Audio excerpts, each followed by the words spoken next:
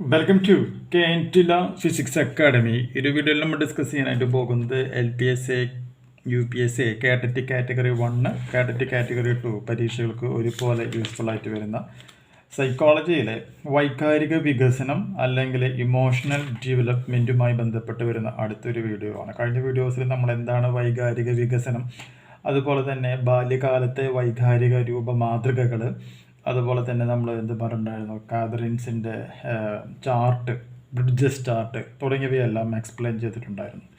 ഇനി ഈ ഒരു വീഡിയോയിൽ കുട്ടികൾക്ക് സാധാരണയായി കണ്ടുവരുന്ന പ്രധാനപ്പെട്ട വൈകാരിക രൂപ മാതൃകകളെ കുറിച്ചിട്ടാണ് ഈ ഒരു വീഡിയോയിൽ നമ്മൾ ഡിസ്കസ് ചെയ്യുന്നത്.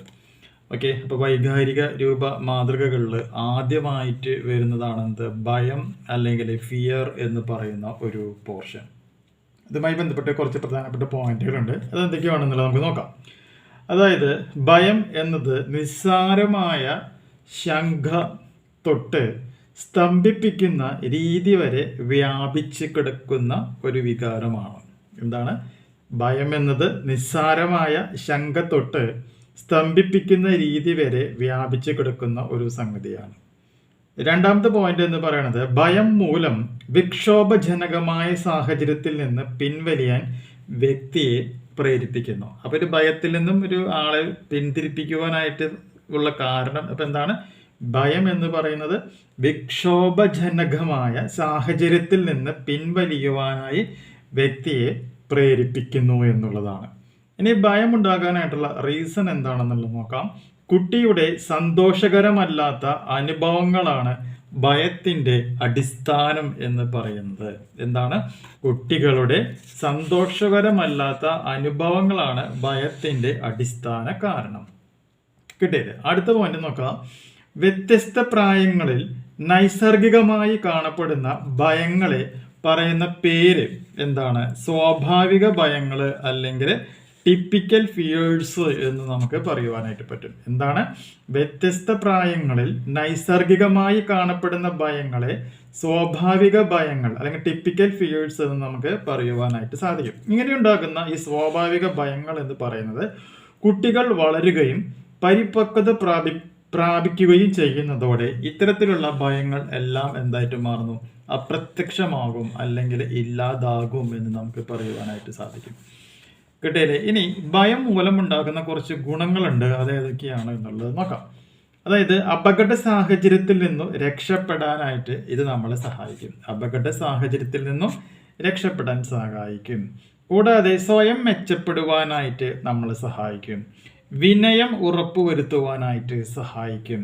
കഠിന പ്രയത്നത്തിന് പ്രേരണ നൽകുവാനും കൂടാതെ നല്ല വ്യവഹാരങ്ങൾക്ക് നിർബന്ധിക്കുവാനും എന്ത് ചെയ്യാൻ പറ്റും? ഭയത്തെ നമുക്ക് ഉപയോഗപ്പെടുത്തുവാനായിട്ട് സാധിക്കും.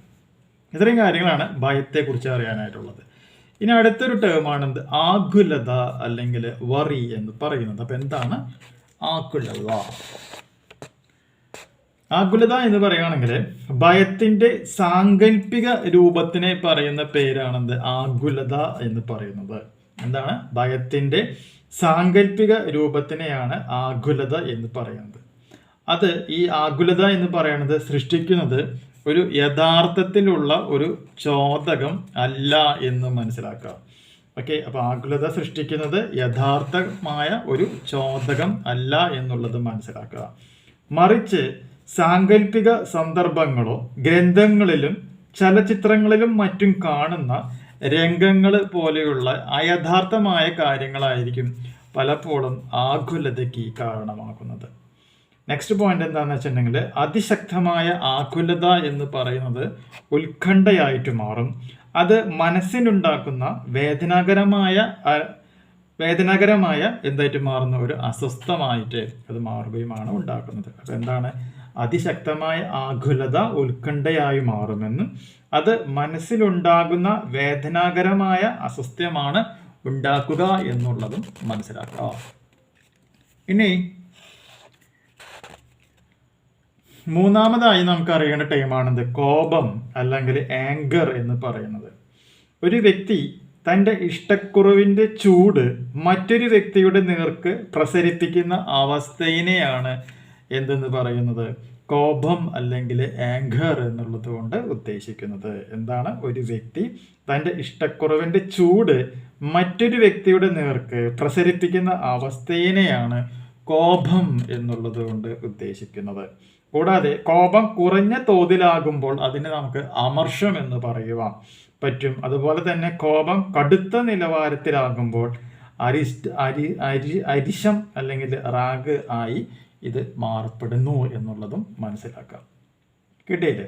അപ്പോൾ ഒരു വ്യക്തി തൻ്റെ ഇഷ്ടക്കുറവിൻ്റെ ചൂട് മറ്റൊരു വ്യക്തിയുടെ നേർക്ക് പ്രസരിപ്പിക്കുന്ന അവസ്ഥയാണ് കോപം എന്ന് പറയുന്നത്. കോപം കുറഞ്ഞ തോതിലാകുമ്പോൾ അതിനെ അമർഷം എന്നും കോപം കടുത്ത നിലവാരത്തിലാകുമ്പോൾ അതിനെ അരിശം എന്ന പേരിലും നമുക്ക് പറയുവാനായിട്ട് സാധിക്കും. 3 പോയിന്റ്സ്, 3. ഇനി ഇത് കഴിഞ്ഞാൽ അടുത്തതായിട്ട് വരുന്ന 4ാമത്തെ പ്രധാനപ്പെട്ട ഒരു ടേമാണെന്ത്? ആഹ്ലാദം. ആഹ്ലാദം എന്ന് പറയാം, അല്ലെങ്കിൽ അതിനെ പറയുന്ന മറ്റൊരു പേരാണെന്ത്? ഹാപ്പിനെസ് എന്ന് പറയുന്ന ഒരു സംഗതി. അപ്പം എന്താണ് ആഹ്ലാദം അല്ലെങ്കിൽ ഹാപ്പിനെസ്? ആനന്ദം അതിൻ്റെ ഏറ്റവും മൃദുല ഭാവത്തിൽ ഉണ്ടാകുമ്പോൾ അതിനെ പറയുന്ന പേരാണെന്ത്? ആഹ്ലാദം എന്ന് പറയുന്നത്.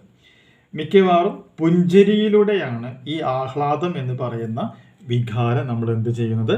പ്രകടിപ്പിക്കുന്നത്. അപ്പോൾ ആഹ്ലാദം എന്ന് പറഞ്ഞാൽ അപ്പോൾ എന്താണ് ഉദ്ദേശിക്കുന്നത്? ആനന്ദം, അല്ലെങ്കിൽ എന്ന് പറയുന്ന മറ്റൊരു പേരാണെന്ത്? ജോയ്. ആനന്ദം അതിൻ്റെ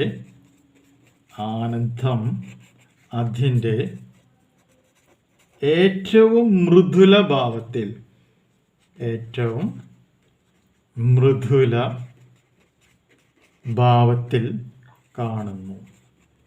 കാണുന്ന അവസ്ഥ,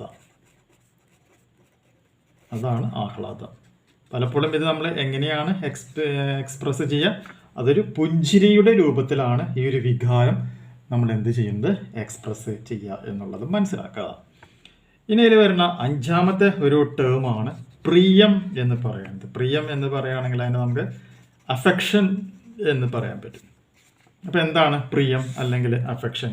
ആരോടെങ്കിലും ഇഷ്ടം തോന്നുന്ന വികാരമാണ് പ്രിയം. ആരോടെങ്കിലും നമുക്ക് എന്താണ് തോന്നുന്നത്? ഇഷ്ടം തോന്നുന്ന വികാരത്തിനെയാണ് പ്രിയം എന്ന് പറയുന്നത്. സാമൂഹികമായ ചെറിയ ഉത്തേജനം ഉണ്ടാകുമ്പോൾ മാത്രം സ്വയം ഉണരുന്ന ഒരു പ്രതികരണ വ്യവഹാരമാണ് ഈ പ്രിയം എന്ന് പറയുന്നത്. എന്താണ് പറയണത്? സാമൂഹികമായ ചെറിയ ഉത്തേജനം ഉണ്ടാകുമ്പോൾ മാത്രം സ്വയം ഉണരുന്ന ഒരു പ്രതികരണ വ്യവഹാരമാണിത്. കൂടാതെ കുട്ടികൾ പ്രിയം മനുഷ്യരോട് മാത്രമല്ല കാട്ടുക, മൃഗങ്ങളോടും ജീവനില്ലാത്ത വസ്തുക്കളോടും ഒക്കെ അതുണ്ടാകും.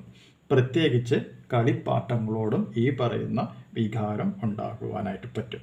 ഇതാണെന്ത്? പ്രിയം അല്ലെങ്കിൽ അഫെക്ഷൻ എന്നുള്ളത് കൊണ്ട് നമ്മൾ ഉദ്ദേശിച്ചത്. അപ്പം ജീവനുള്ളതോടും ജീവനില്ലാത്തതോടും കുട്ടികൾക്ക് ഈ പറയുന്ന ഇഷ്ടമുണ്ടാകും. സാമൂഹികമായ ചെറിയ ഉത്തേജനം ഉണ്ടാകുമ്പോൾ പോലും മാത്രം സ്വയം ഉണരുന്ന ഒരു പ്രതികരണ വ്യവഹാരമാണ് എന്നുള്ളത് മനസ്സിലാക്കുക. ഇനി 2 ടേംസും കൂടി ഉണ്ട്, കലിത്തൊള്ളലും അതുപോലെ തന്നെ ഈർഷ്യ അഥവാ അസൂയ. അതെന്താണെന്നുള്ളത് നമുക്ക് നെക്സ്റ്റ് വീഡിയോയിൽ ഡിസ്കസ് ചെയ്യാം.